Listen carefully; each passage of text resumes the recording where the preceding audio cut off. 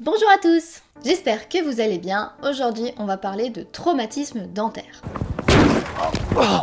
Alors cette vidéo s'adresse à tout le monde, mais c'est sûr, elle s'adresse un peu plus spécifiquement aux enfants, puisque les enfants, il n'y a pas tout qui est toujours encore bien synchronisé chez eux, ils chahutent, ils apprennent à marcher, et du coup forcément ils tombent un peu plus souvent. Bon, on est bien d'accord, quand quelqu'un se prend un choc, notamment quand ça arrive au niveau de la tête, avant de s'occuper des dents, il y a d'autres choses à regarder aussi, regarder si la personne est consciente, si la personne va bien. Si on a un doute, on fait le 15, tout ça ce sont des sujets dont on pourrait parler dans une vidéo bien spécifique, ça prendrait trop de temps, donc on va déjà parler des dents aujourd'hui.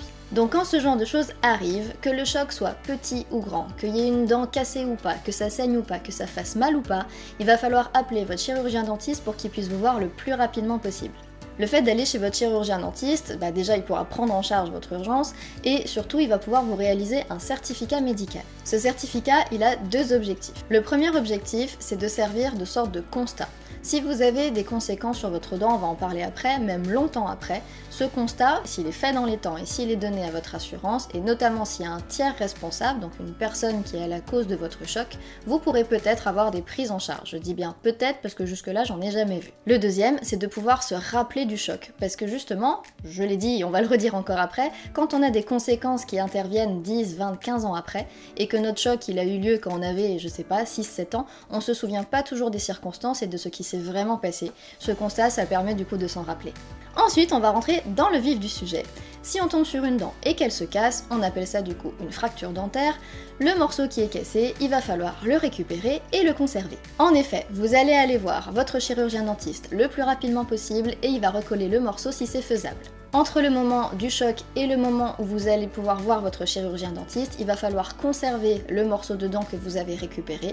Ce morceau de dent, pour qu'il ne s'abîme pas, il faut le conserver dans un milieu humide et nutritif, donc soit la salive du patient, soit du lait, soit du blanc d'œuf. Non, non, non, ce n'est pas la recette de la pâte à crêpes. Mais maintenant, qu'est-ce qu'on fait si la dent n'est pas cassée, mais qu'elle est carrément expulsée ? Comme pour le cas de figure de tout à l'heure avec le morceau de dent à récupérer, là la dent expulsée, il faut la récupérer aussi. Vous la nettoyez un petit peu avec de l'eau ou avec du lait, attention sans toucher à la racine, car il y a des cellules dessus qui sont super importantes pour la réimplantation de la dent, parce que oui, on va la réimplanter. Donc là, on est dans une urgence vraiment dite urgente. Soit vous arrivez à voir un chirurgien dentiste dans l'heure qui suit pour qu'il réimplante la dent, soit ça va être à vous de le faire. Et là, on se défile pas, c'est comme quelqu'un qui fait un malaise à qui on doit faire un massage cardiaque, là, la dent, il faut la réimplanter. On la réimplante, on attend quelques minutes, et la nature fait super bien les choses puisque la dent va se resolidariser et tenir toute seule. Par rapport à ce cas de réimplantation, il est important de préciser qu'on ne réimplante que les dents définitives et pas les dents de lait. Une dent de lait, quand elle est expulsée, dessous, il y a une dent définitive qui est en train de se construire, et ce, dès que l'enfant est tout petit.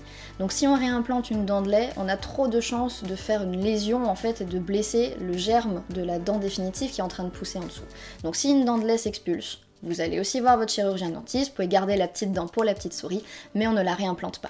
Dernier cas de figure, maintenant il se passe l'inverse de tout à l'heure, la dent elle ne sort pas mais elle rentre carrément dans la bouche. On appelle donc ça une intrusion, et dans ce cas de figure, c'est votre chirurgien dentiste qui prendra la décision de faire quelque chose.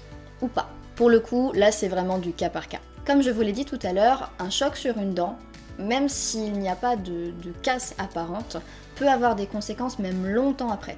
Donc quand vous avez un choc sur une dent, même s'il n'y a rien de cassé, allez quand même faire un tour chez votre chirurgien dentiste. Parmi les conséquences les plus fréquentes qu'on peut trouver, votre dent qui a subi un choc, elle peut par exemple griser. Et ça peut arriver à court, à moyen ou à long terme. Si votre dent grise, ça veut dire qu'elle est nécrosée. Pourquoi ? Eh bien parce que lorsque vous avez subi le choc, votre dent, à l'intérieur et autour au bout, il y a des vaisseaux sanguins et des petits nerfs. Si lors du choc, ces vaisseaux ils ont été écrasés, en fait, ils se mortifient. J'aime pas du tout ce terme, mais ils se mortifient, ils se nécrosent, et ils libèrent des bactéries. Ces bactéries font griser la dent et peuvent donner des abcès et des douleurs. D'où le fait qu'il faille du coup consulter, et c'est pour ça qu'il faut être suivi régulièrement, choc ou pas. Voilà, je pense que cette vidéo a déjà été assez longue, mais c'est obligé pour être un minimum complet et vous avez vu que j'ai encore pas pu tout voir. Donc si vous avez des questions ou que vous avez besoin d'informations complémentaires, n'hésitez pas à me demander tout ça dans les commentaires. Je vous remercie d'avoir regardé cette vidéo, si elle vous a plu comme d'habitude, vous pouvez la liker, la partager et vous abonner à la chaîne si ce n'est pas déjà fait. En attendant la prochaine vidéo, je vous dis, prenez soin de vous, croquez la vie à pleines dents et à bientôt!